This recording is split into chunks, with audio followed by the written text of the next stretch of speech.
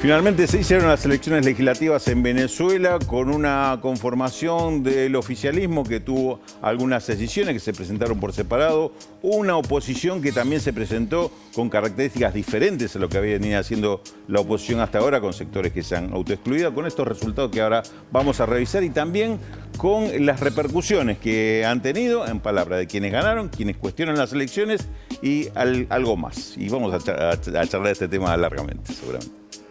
Hemos cumplido con la Constitución, hemos cumplido con esta Constitución. 5 años después, tengo que salir a decir, tenemos una nueva Asamblea Nacional, producto del voto popular. El pueblo ha elegido a sus nuevos diputados, a sus nuevas diputadas, y hemos tenido una tremenda y gigantesca victoria electoral. El fraude ha sido consumado y el rechazo mayoritario del pueblo de Venezuela ha sido evidente.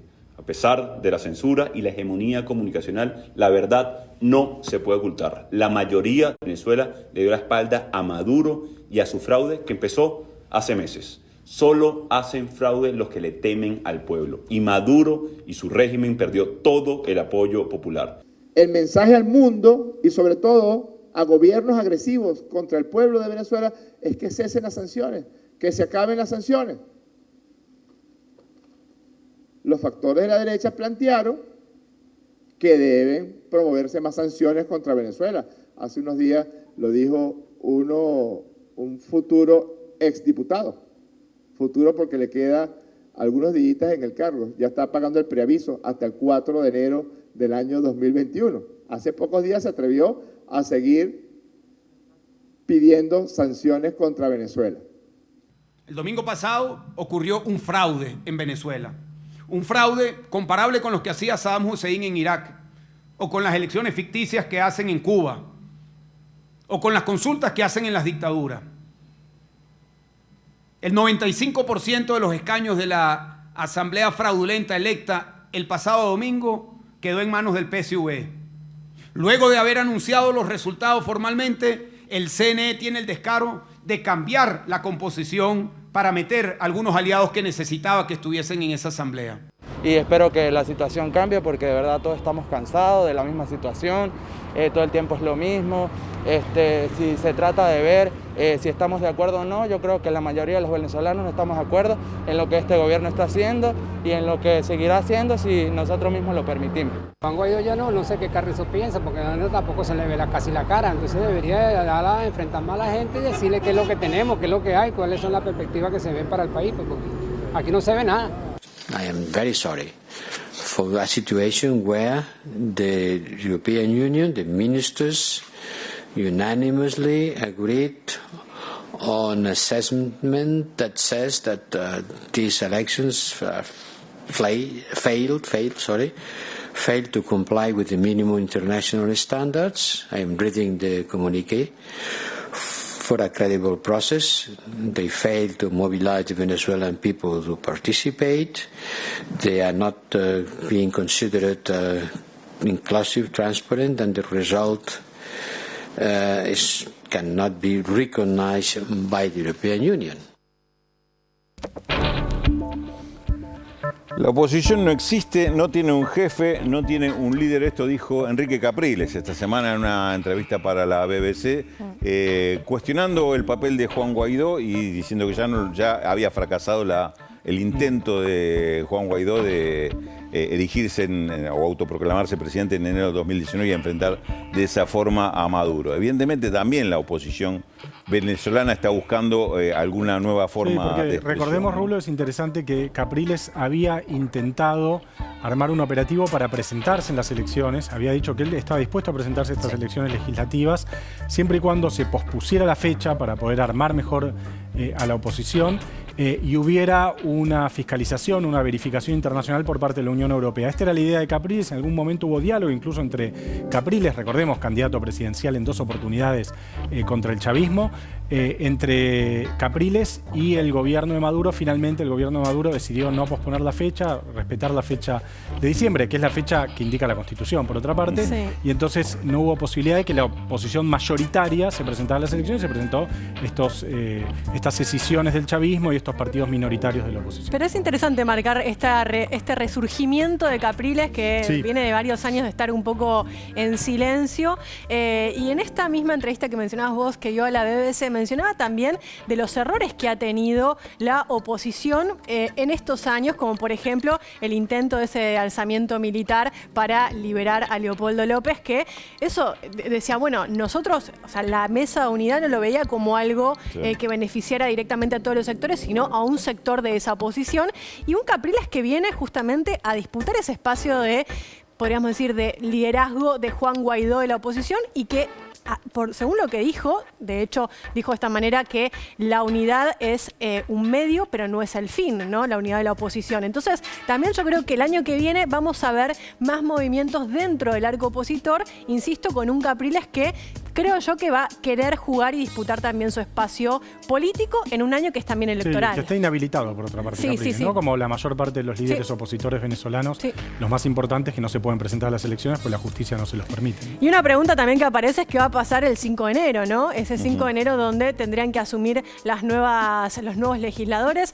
Recordemos que igualmente actualmente no están tampoco sesionando desde esa Asamblea Nacional, lo están haciendo desde Porque hay otros... dos conducciones de la Asamblea, como dicen en Venezuela, dos direcciones de la Asamblea Nacional, la de Guaidó y una que se armó con fragmentos de la oposición y las bancadas oficialistas. Bueno, con Luis Parra, ¿no? Sí. Con Luis Parra y las bancadas oficialistas. Pero si no dan un paso al costado también sentaría, creo, mal precedente para lo que viene, creo yo. Sí, digamos que la oposición otra vez cayó en la trampa de no presentarse a las elecciones.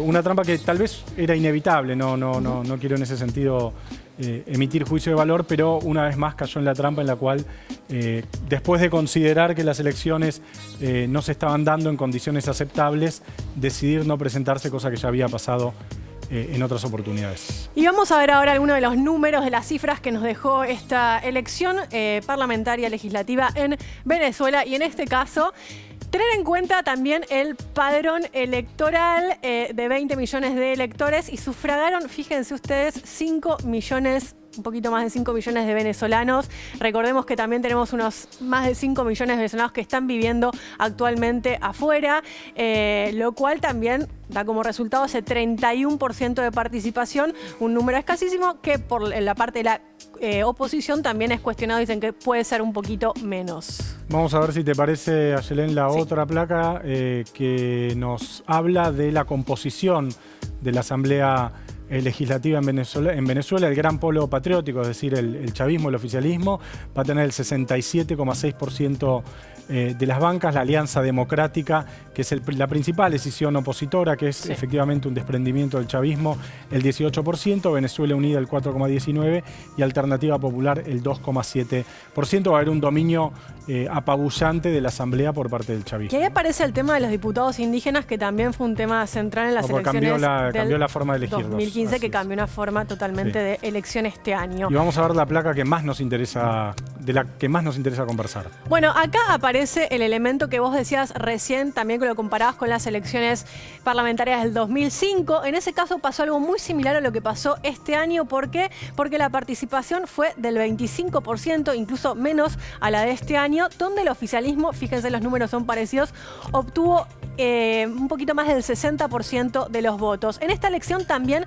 la oposición llamó a boicotear ese proceso electoral, no se presentó, y esto, de hecho, cuando uno ve las declaraciones de los opositores, dicen que que no sé si fue la mejor estrategia electoral. Hay una autocrítica fuerte. Hay una crítica. Recordemos, a eso. esto fue en 2005, después de que Chávez ganara el referendo revocatorio, después del paro petrolero, después del golpe de Estado. O sea, era un momento de mucha fortaleza política del chavismo, que todavía, desde mi punto de vista, lo he dicho 200 millones de veces, jugaba dentro de los parámetros del juego democrático, cosa que desde mi punto de vista de nuevo, dejó de ocurrir acá, cuando Sí. la oposición ganó, pero bueno, no vamos a entrar de nuevo en esa discusión.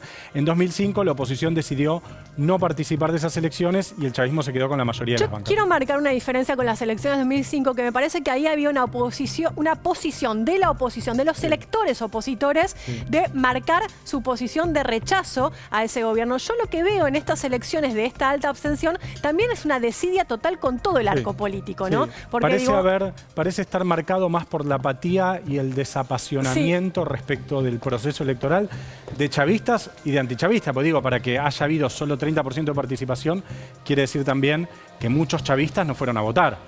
Hay un número interesante que siempre los chavistas han sostenido, que era un número de 6.500.000 personas que ellos decían que eran, digamos, el núcleo fuerte. Sí. Un núcleo fuerte que los iba a votar, que militaba, e inclusive decían, si hubiera un ataque de Estados Unidos, son dispuestos a defender con armas el país. Sí.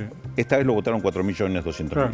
O sea, ahí es donde yo creo que se nota... O sea, incluso la minoría intensa chavista se va reduciendo. Se reduce, y evidentemente no se lo llevó esa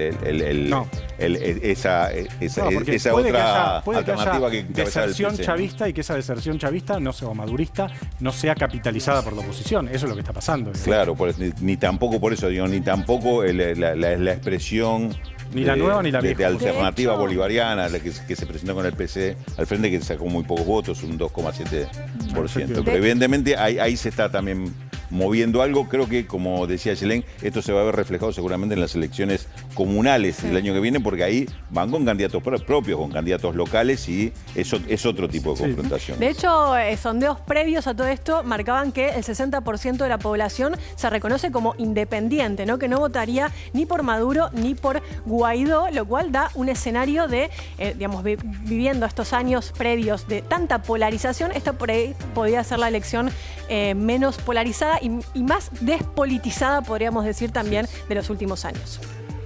Vamos a ver ahora la cifra que hemos elegido para mostrarle esta semana. Félix. La cifra de la semana tiene que ver con 220. Esta es la cantidad de mujeres o niñas por cada 100.000 que mueren en abortos clandestinos en países en desarrollo, según la Organización Mundial de la Salud.